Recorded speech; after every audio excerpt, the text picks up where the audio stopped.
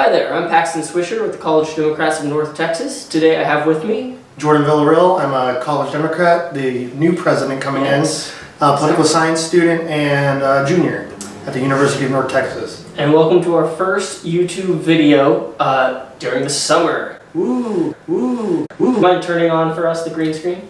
Poop. Thank you. Beautiful, tremendous. And then tell us about yourself, Jordan. I'm a recent transfer student to the University of North Texas. I haven't always been a Democrat. I was raised in a Republican family. Once I started reading on it though, started getting interested in the issues, started actually delving into the facts, I did become, I'm pretty leftist. Nice. And a Democrat, obviously.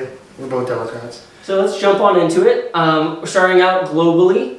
You want to tell us about the UK general election? Well, sure. So basically, going in, Theresa May, the Conservative Party Prime Minister, thought she was going to win by about 20 points when she first, called the election in March. Right. And so going in, she had a 20 to 25 point lead, and it started to dwindle. Once they released the Conservative platform and what they were actually going to do, it dropped by half. I guess people don't like austerity and cutting social welfare. Yeah. So, and then Jeremy Corbyn, cuts down the lead. And here comes Corbyn. Here comes Corbyn. It's a hung parliament now, which means no one can form a majority outright. So the Conservatives now have to look to the far-right Northern Irish Party, the Democratic Unionist Party, which is anti-gay, anti-abortion, anti-women's reproductive rights. Gee, where have I heard that before? Anti-gay, anti-abortion rights. I don't know, that sounds like our mainstream Conservative Party. Yeah. So basically, she wants to form a government with them now, these far-right people. To secure the majority? To secure the majority so the Labour can't. Mm-hmm. Because that's the only, other party, the only minor party willing to even negotiate with the Conservatives. The leftist parties, if you put them all together, they won the majority of the popular vote. So. Well, that's interesting, and we'll be watching that to see how that turns out. Continue to watch that. We'll now turn to a national story for the week. Recent one. Yes, very, very recent, which was the shooting that happened at the Republican baseball practice. Yeah, baseball practice for a baseball game. So I quote from CNN here. Steve Scalise, a congressional staffer, a lobbyist, and a member of the Capitol Police Force were all shot Wednesday in Alexandria, Virginia during a Republicans' early morning practice ahead of a charity baseball game. They identified the alleged shooter as James Hodgkins, 66, of Belleville, Illinois, who died in the following shootout with the authorities. At least 6 people, including Scalise, who's the third-ranking member of the House Republican leadership, and as the majority whip, were hospitalized. He's in critical condition, internal organ damage. I mean, it's really gruesome. Pretty gruesome stuff. Really got political fast, especially in this CNN article, because they suddenly turned to "Shoot for Bernie." Right, literal quote, supporter of Bernie's progressive politics and his hatred of conservatives and President Donald Trump. First of all, if you support progressive politics, you don't support violence. Those are mutually exclusive. Exactly. So this dude is not at all representative of the left. Right, yeah. At least the rational left. Now that being said, this is a terrorist attack. You have to be fair because any attack in response to a political action is a terrorist attack. So there's far more statistically right-wing terror attacks in the U.S. than Islamic terror attacks or than left-wing ones. Just a couple weeks ago, we had the Portland Portland knife attack on the bus. Oh god, that was awful. And that guy was alt-right. He was pro-Trump. He was anti-establishment, and he stabbed 2 people who were trying to protect this Muslim woman. Yeah, see, that's the thing. There's one common element, which is they're crazy. Yeah, they're screwed up. They aren't representative of the majority of their groups. Yeah, so or factions. But and it's just it's kind of disgusting to play politics on both sides with it, and it's bad if Democrats do it and say, look at these Republicans, and it's bad when Republicans do it and say, look at these Democrats. We should be talking about ease of access to get guns, weapons, and the lack of mental health facilities in this country since the 60s really.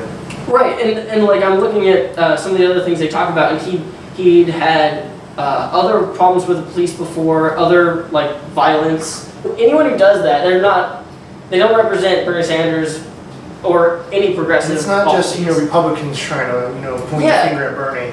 I see a lot of the liberals, the I wouldn't say Clintonite, but the centrist, the radical centrist out there on Twitter. They're trying to point the finger at Bernie, saying, "Look what he's doing. Where's Bernie? Why is he not doing anything?" Even though Bernie made 4 statements about this. Exactly. Yeah. Which he didn't have to, but he did. He didn't have to. So it's like, This guy did not represent anyone on the Sanders campaign. So it's a tragedy that unfortunately gets extremely politicized. So definitely be prepared with a grain of salt for any stories that have to do with mass shootings, because there's always a slant one way or the other. And let's see how that each side tries to capitalize on this. Right. I already heard of trying to give handguns to each congressional member. Oh God. And that's going to go well. No. Yes. Yes. That is an awful idea.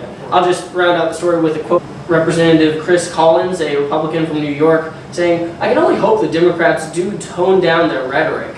The finger pointing, just the tone, the angst, the anger directed at Donald Trump and his supporters. Really, then, some people react to things like that. They get angry as well, and then you fuel the fires." Republicans fuel all the fires all the time. Yeah, I think he's forgetting what happened during the 2016 election. Yeah. Trump's entire deal was, fueling the fires of anger at the establishment. Oh my God. At the Republicans, at the Democrats, at Muslims, Yeah. at immigrants, which is what they want to do, is they want to attack the personalities, not the Exactly. policies. Exactly. So it shows that they're hypocrites and Well, we've known that for a while. we have, yes. We've known that since that's a running for theme. about 60 years. Oh man. Now our local story. It's a sad one. Yes, the sad one. We're in Denton County. If you are a student in North Texas, we had a runoff election in the city council for District 3. Right, and it was between Paul Meltzer and Donald Duff. Donald Duff. Donald Duff. Yes. Do you want to tell us about the candidates and kind of the election? Donald Duff was the man who put the city tax freeze on the ballot, which will effectively stop any tax rate on people who are 65 years or older and who own property on there, and it's based on property value. Right. It's capping the property tax. So really, if your property value is higher, you're going to get a much bigger tax break. Right. Anyone who has like a $200,000 house or below, what they're saving is around $77 a year. And people who are renting, people living on Social Security usually rent, and those people aren't going to see any savings because they're renting. Basically, it's a Nottingham tax. It's an opposite of a Robin Hood tax. Yeah. What is the point? Why? What is the point? Because Don Duff owns like 7 properties. Besides personal enrichment, what is the fake thing that they say? Oh, they keep saying it's going to help poor and disabled people, or not poor old people and disabled people. But the fact is, those people who are actually poor, they don't own $2 million houses. Right. Exactly. They don't own $500,000 houses usually. And speaking of renters, students are Exactly. a huge We're portion of the people gonna who feel rent that. in We're gonna feel Denton. that. So that's going to mean Because Don Duff says now that's happening, where he's going to try to increase property taxes. Right. Now that they don't have to pay them. So Paul Meltzer, who lives just down the road from Yes. where we're filming this, He lives on our West studio. Road. Yep. He And actually lives in Denton. yeah, and Another thing, Don Duff does not live in Denton. No, yeah, he lives in Robson Ranch, which is an elderly, upper class, retirement village.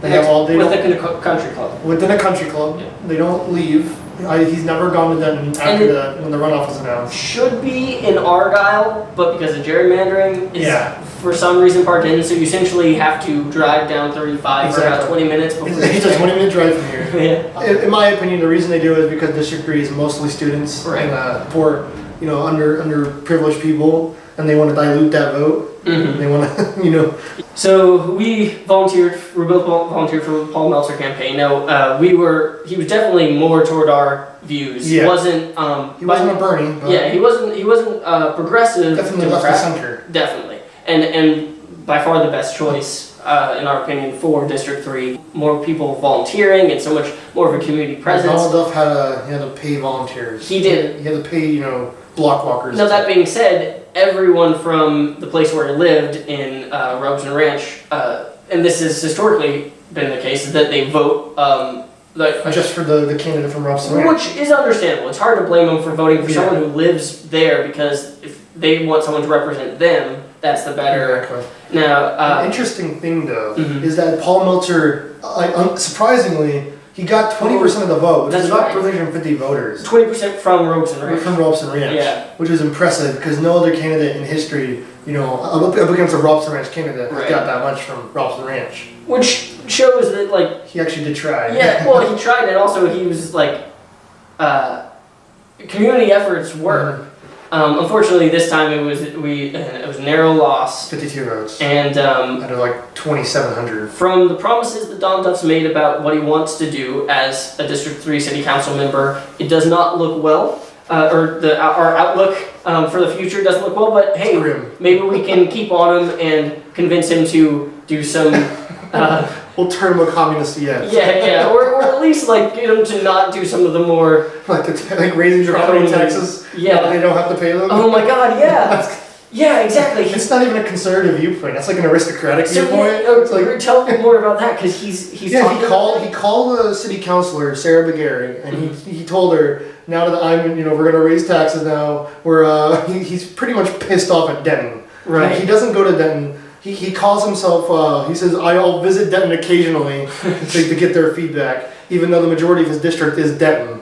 So you're representing this thing, and you're like, I go there Well, occasionally. you should have heard what he said at his victory speech, Oh. which was Paul Meltzer wanted this more than me, but I wanted Paul Meltzer not to have it more than him. So he doesn't. It's like he doesn't even care about representing the city. All right, that is the end of the episode. You want to tell us about North Texas College Democrats of North Texas and where they can find us? And you can find us at UNT Democrats or at UNT Dems on Twitter, I believe, and at UNT Democrats on Facebook. When the semester starts, and if you're a student at UNT, Come join us. We're gonna aim for Tuesdays around 7. That's where we've been the last 2 years, so we're just gonna keep aiming for that day. and it should be either the BLB or Wooten Hall. Yeah, which one's better? BLB. Which one's better? BLB. Awesome. Thanks for coming on, All Jordan. right, anytime. And What's your out I phrase? don't know what's your app. And keep it smooth. Keep it smooth. Keep it smooth. Keep it smooth.